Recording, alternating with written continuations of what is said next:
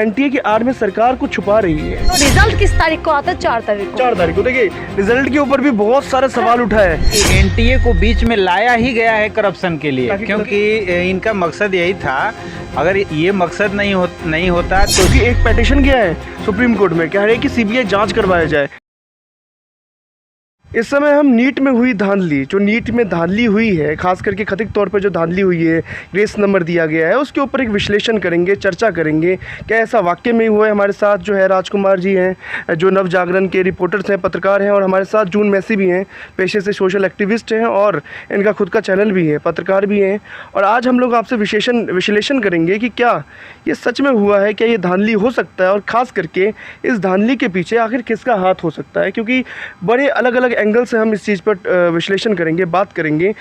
तो आप लोगों को, जैसे कि जून जी, क्या लगता है कि जिस तरीके से एनटीए आगे हो रही है और सरकार पीछे जा रही है, और ख़ास करके विपक्ष यही कह रहा है कि एनटीए की आड़ में सरकार को छुपा रही है। तो छुपा तो रहे हैं, सब कुछ दिखाई दे रहा है। आपको नहीं दिखाई दे रहा है? सब कुछ दिखाई दे रहा है कि छुपा रहे सरकार। सरकार इसमें बात कर रहे हैं, सरकार के मंत्री साफ साफ बोल रहे हैं कि नहीं, कुछ भी नहीं हुआ, साफ साफ पल्ला जा रहे हैं। इनका काम यही है, इनका बस नाली से जो नाली से तो गैस निकाल के चाय बना के प्रधानमंत्री बने हैं, तो इनको क्या पता आज बच्चे का जिंदगी कितना दाव पे लग गए हैं। ये विश्लेषण जो है हम करेंगे कि जो ग्रेस नंबर दिया गया, ये ग्रेस नंबर इसी साल दिया गया है। पहले ग्रेस नंबर नहीं मिलता था, लेकिन इस साल क्यों मिला और 1563 लोगों को ही क्यों मिला ग्रेस नंबर? तो आपको क्या लग रहा है कि ये सारी सेटिंग करके तो दिया है नंबर?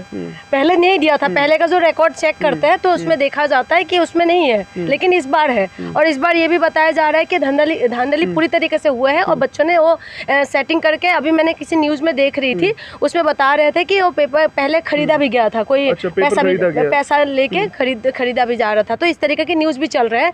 तो ये सारी सेटिंग से हो रहा है। और आप एक बात बताइए, जब तक ऊपर से सेटिंग ना होगा तो नीचे से कर लेगा क्या? नीचे ऊपर से सारी सेटिंग होता है तभी तो होता है। सरकार, देखिए, सरकार हमें भी, जिस तरीके से हम लोग भी देख रहे हैं, सरकार कह रही है अस्वस्थ है। धर्मेंद्र प्रधान ने साफ कह दिया कि भाई कोई धांधली नहीं हुई है, कुछ भी इंक्वायरी नहीं कर रहे, इन्वेस्टिगेशन कुछ नहीं करके सीधा बोल रहे कि धांधली नहीं है। एनटीए वाले कह रहे हैं चाय पियो, 4th फ्लोर पे चाय। हाँ, वही है ना, नाली से गैस जो बन रहे हैं उसे चाय बनाओ और पी लो। वही प्रधानमंत्री चाय बने के प्रधानमंत्री बन गए, तो उनसे क्या उम्मीद कर सकते हैं? साफ बात है ये कि उनसे कोई उम्मीद नहीं कर सकते। बच्चों का जिंदगी कितना खराब है। पटना में अभी प्रोटेस्ट करते हैं बच्चों का, देखा क्या हालत हो रहा है, सर पे पानी डालना पड़ रहा है। वो जो बच्चे भविष्य को लेके बहुत ज़्यादा सिंसियर है, भविष्य को लेके आगे जाके डॉक्टर बनने का जो सपना देख रहे थे, उनका तो सब कुछ सपना में बिल्कुल पानी फिर चुके हैं। और जिस तरीके से बच्चे मेहनत कर रहे हैं, पूरा साल मेहनत करके पेपर देने के लिए आते हैं, और उसके बाद ऐसा हो जाता है। और रिजल्ट किस तारीख को आता है? 4 तारीख को। 4 तारीख को। देखिए, रिजल्ट के ऊपर भी बहुत सारे सवाल उठा है। 4 तारीख को कि पूरा देश लगे रहेंगे कौन बनेगा प्रधानमंत्री, और उसके बाद उसी तरह 4 तारीख को छोड़ देते रिजल्ट कि उसको दब जाए, और उसके बाद सारे रिजल्ट में सब लोग फंसे रहे कि भाई कौन बनेगा प्रधानमंत्री, मोदी जी बन रहे नहीं बन रहे, बस उसी में बहुत बड़ा सवाल था कि 4 तारीख को क्यों निकाला रिजल्ट, क्योंकि एक दिन पहले भी निकाल सकते थे। प्लानिंग करके तो करेंगे। 4 तारीख को ही क्यों निकाला होगा रिजल्ट? नहीं, जाहिर सी बात है, जो जून जी कह रही हैं वो बात सही है, क्योंकि इनका मकसद यही था। अगर ये मकसद नहीं होता तो जो डेट उन्होंने पहले दे रखा था, 14 को दे रखा था, तो 14 से 4 अचानक किया और कोई घोषणा नहीं की गई कि ये पहले हो रहा है। तो जो इलेक्शन का रिजल्ट आ रहा था तो मतलब हल्ला गुल्ला में, शोर में ये दब जाए और इसमें जो धांधली है वो किसी को नज़र ना आए। दूसरी बात, जो ग्रेस नंबर की बात तब कबूला एनटीए ने जब हल्ला हो गया और मामला कोर्ट में चला गया। उससे पहले अगर लीगली रूप से वो काम कर रहा था, जो कानून का वास्ता दे के वो कह रहा है कि हम कानूनी रूप से ग्रेस दिए हैं, तो उसका पहले अनाउंसमेंट में ही घोषणा कर देता, तो उसमें नहीं किया। जब पूरा चारों तरफ से दबाव बन गया तब जाके उसने घोषणा किया कि हमने ग्रेस दिया है। इसमें भी अब शक की गुंजाइश है अभी, और ये मामला और भड़केगा तब जब उन्होंने जो कहा है कि 1563 या 67 जो बच्चों को ग्रेस दिया है उनका री एग्ज़ाम होगा, लेकिन उसके बाद जो बच्चे हैं उनका नंबर अगर डिफरेंट आ जाता है तो फिर उसका क्या होगा, उसका क्या जवाब? एक सवाल तो बनता है ना कि जैसे कि जो 1563 लोग हैं जिनको ग्रेस नंबर दिया गया और उनको पता भी नहीं कि उनको ग्रेस नंबर दिया गया, वो दोबारा से एग्जाम में बैठेंगे। मतलब नीट जैसा पेपर जिसकी इतनी धड़ाके से तैयारी की जाती है बच्चे की तरफ, तो उसके बाद वो दोबारा एग्जाम से उनको भी तो लगेगा कि यार हमने इतनी मेहनत की, हमें ग्रेस नंबर दे दिया गया, और ग्रेस नंबर देने के बाद दोबारा से हमसे एग्जाम लिया जा रहा है। तो यही तो आप खुद समझे ना, मुझे तो दुख भी लग रहा है, हंसी भी आते हैं कि हम लोग ऐसे एक सरकार के ऊपर भरोसे में हैं जो इन्वेस्टिगेशन भी नहीं करवा रहे, कुछ नहीं करवा रहे, बच्चों के ऊपर फिर से कह रहे कि ये वो होगा। तो ये तमाम जो बातें देख के मुझे यही लग रहा है पूरी तरीके से ऊपर से नीचे तक पूरी तरीके से धांधली है, और इसमें बच्चों की मेंटली और फिजिकली उनका सिचुएशन क्या होगा आप खुद समझिए, और उस परिवार का क्या हालत हुआ है। मुझे लगता है कि चुनाव खत्म हुआ और सरकार जो बनी है, सरकार के बाद ये सबसे बड़ा एक आरोप है और सबसे बड़ा धांधली। अगर एनटीए इतनी प्रतिष्ठित मानी जाती है एनटीए, और एनटीए के द्वारा अगर ऐसा चीज़ होता है तो आपको नहीं लगता कि सबसे बड़ा एक करप्शन ही कह लीजिए इसको, सबसे बड़ा करप्शन हुआ, फ्यूचर के साथ करप्शन हुआ राजकुमार जी? एनटीए को लाया ही गया है करप्शन को ध्यान में रख के। आज हम किसी से बात कर रहे थे, एक्टिविस्ट थे, उनका ये साफ मानना था कि एनटीए को बीच में लाया ही गया है करप्शन के लिए, क्योंकि बिल्कुल, क्योंकि इससे पहले जो नीट था या जेईई मेंस था वो सब अपना एग्जाम खुद करते थे, उसमें कोई वो नहीं। ये बीच में एनटीए को खड़ा कर दिया गया एक, मतलब एक क्या कहेंगे, सीधे तौर पे दलाल के रूप में, और वो एग्जाम करेगा और उस पे इतने आरोप पर लग रहे हैं, और उसी के हाथ में और इन्वेस्टिगेशन भी वही करेगा जिसने चोरी किया है।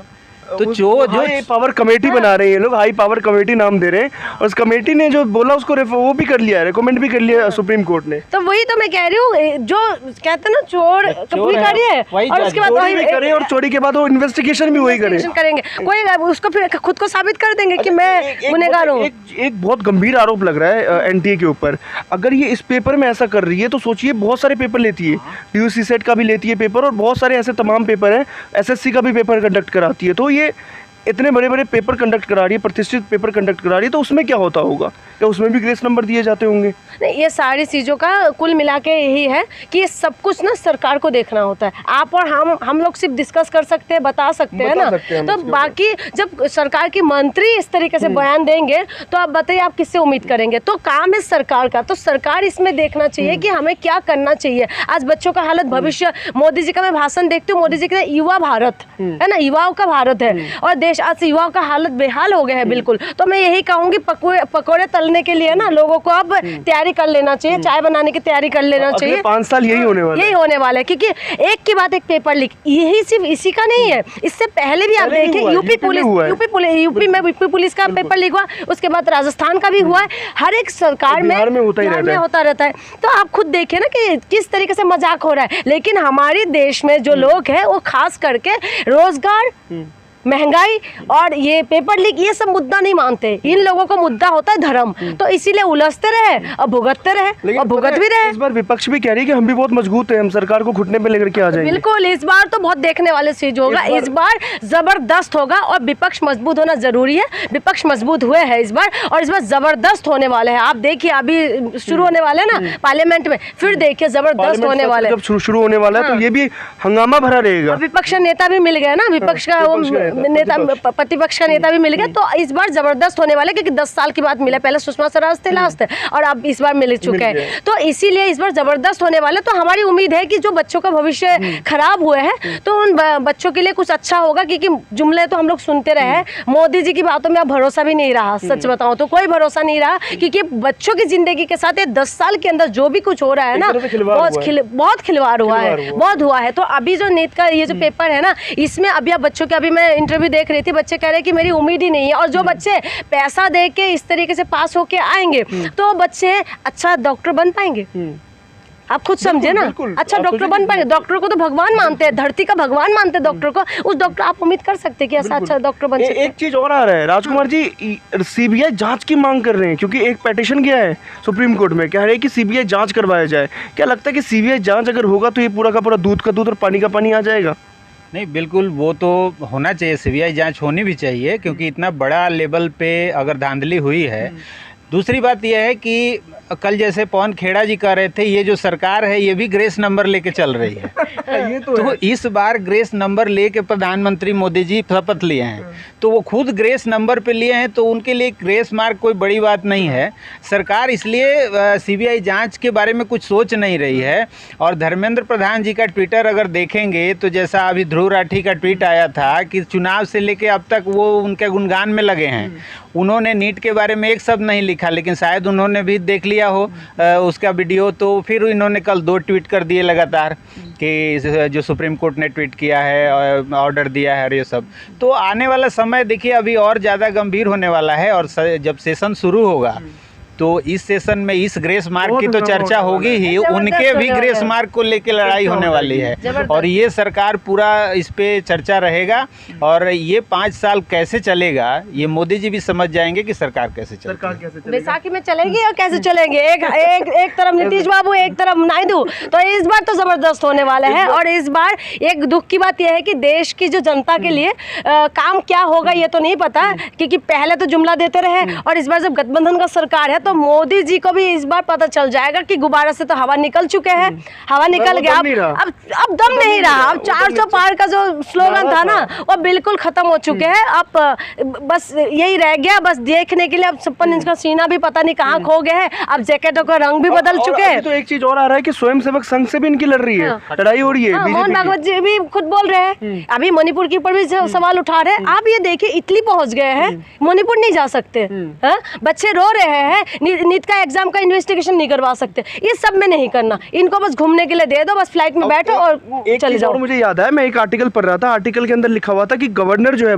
पश्चिम बंगाल का, वो बोल रहे हैं कि यहाँ पर खूनी खेल खेला जा रहा है। तो लोग उसको वो कह रहे हैं कि आप मणिपुर में जाकर के देखिए, मतलब मणिपुर में देखिए तृणमूल कांग्रेस के ऊपर जो आरोप लगा रहे हैं वहाँ के गवर्नर कि यहाँ पर कार्यकर्ताओं को बचाइए, मतलब बीजेपी के कार्यकर्ताओं को। कार्यकर्ता कह रहे हैं वहाँ पर कैसे गवर्नर बोल रहे हैं, मतलब एक पद पे रह करके वो बोल रहे हैं पॉलिटिकल भाषा। वही तो कहते हो, दुख की बात हमारे देश में यह है कि जब हमारे देश के जिसके हाथ में पावर है ना वो कुछ नहीं करना चाहते, और जिसके हाथ में पावर नहीं है तिलबिलाते रहते हैं। सबसे दुख की बात यही है, उनके हाथ में पावर दे रखा हम लोगों ने, लेकिन वो तब भी कुछ नहीं करना चाहते। आप देखें मणिपुर अभी जल रहे हैं, अभी तक जल रहे हैं, 1 साल हो चुके हैं, क्योंकि मैं भी नॉर्थ ईस्ट से हूँ, मुझे पता है कितना मुश्किल है। बच्चे गायब हो चुके हैं, हस्बैंड वाइफ एक दूसरे से मिल नहीं पा रहे, कोई ऊपर पहाड़ी के ऊपर जो है वो नीचे नहीं आ सकते, इतना बुरी हालत है। महिला को नंगा करके घुमाते हुए वीडियो सबने देखा है, लेकिन उसके बाद भी ये निकम्मी सरकार है जो ये बैठी हुई है, जो कहते हैं कि हम वहाँ नहीं जा रही है। आप खुद देखें कि कितना दुख की बात है, जो बच्चों का जिंदगी दाव पे लग चुके हैं, लेकिन वही इनका मंत्री कहते हैं कि कुछ भी नहीं हुआ। तो इनसे क्या उम्मीद कर सकते हैं? ये तमाम तरीके की बातें जरूर करते हैं, लेकिन ये काम नहीं करते। ये सिर्फ बोलने के लिए है, सिर्फ बोलेंगे और कुछ करेंगे कुछ नहीं है। अब आप देखते रहिए ना, इस बार जो होगा ना ये 5 साल जबरदस्त होने वाले हैं, क्योंकि विपक्ष मजबूत होगा तभी जनता की आवाज उठेंगे, और उसके बाद पता चलेगा। क्योंकि पहले तो ये अपना मन माने रात को 8 बजे आए भाई नोट बंद कर दो, 8 बजे आते हैं, जो दिल कहे मोदी जी वही करने लग जाते थे। अब कर लो, अब तो मजा आएगा, अब कर लो। तो राजकुमार जी ने एक अच्छी बात कही कि ग्रेस नंबर पे चल रहा है, सरकार भी अब घुटना पे चल रहे हैं। इस सरकार में मतलब जो 2 चीजें थी, जो दो बड़ी ताकत थी एनडीए की, और खास करके मोदी जी और बीजेपी की, वो थी हिंदुत्व का एजेंडा और धारा 370, ये 2 पे चुनाव लड़े। और इस बार रिजल्ट में दोनों फेल हुआ, क्योंकि जहाँ से मंदिर बना वहाँ से ये हार गए, वहाँ कुछ नहीं मिला, और जहाँ से धारा हटाए वहाँ ये चुनाव ही नहीं लड़ पाए। तो दोनों जगह ये खत्म है। तो अब ये जय जगन्नाथ जी के साथ शपथ लिए हैं। पहली बार जय श्री राम का नारा नहीं लगा इनके उसमें, जिस दिन स्वागत था इनके, अब जगन्नाथ। हाँ, तो अब जय जगन्नाथ, क्योंकि उड़ीसा पे चला गया है सारा दारोमदार। तो अब नीतीश और नायडू जो दोनों एन फैक्टर है, ये बहुत अब मायने रखेगा। और राम और धारा 370 वो पीछे चला गया है, तो इसलिए आने वाला समय काफ़ी क्रूशियल होने वाला है। देखिए 22 तारीख को जो संसद का सत्र चलेगा उसके अंदर तमाम तरह की हंगामा देखने को मिलेगा, क्योंकि इस बार पवन खेरा ने, मल्लिकार्जुन खड़गे ने साफ कह दिया, संकेत दे दिया कि भैया हम भी बहुत स्ट्रॉन्ग है, जितना हमें 10 सालों से दबाया गया हम भी बहुत ज़्यादा स्ट्रॉन्ग है। उस स्ट्रॉन्गी के साथ जो संसद चलेगा उसके अंदर कितना हंगामा होगा, और एनटीए का ये हुआ है, जो खिचड़ी पकी है, उसका क्या निष्कर्ष निकलता है, और सीबीआई जाँच अगर होता है या नहीं होता है, ये आने वाले टाइम में, आने वाले वक्त में हमें पता चल ही जाए।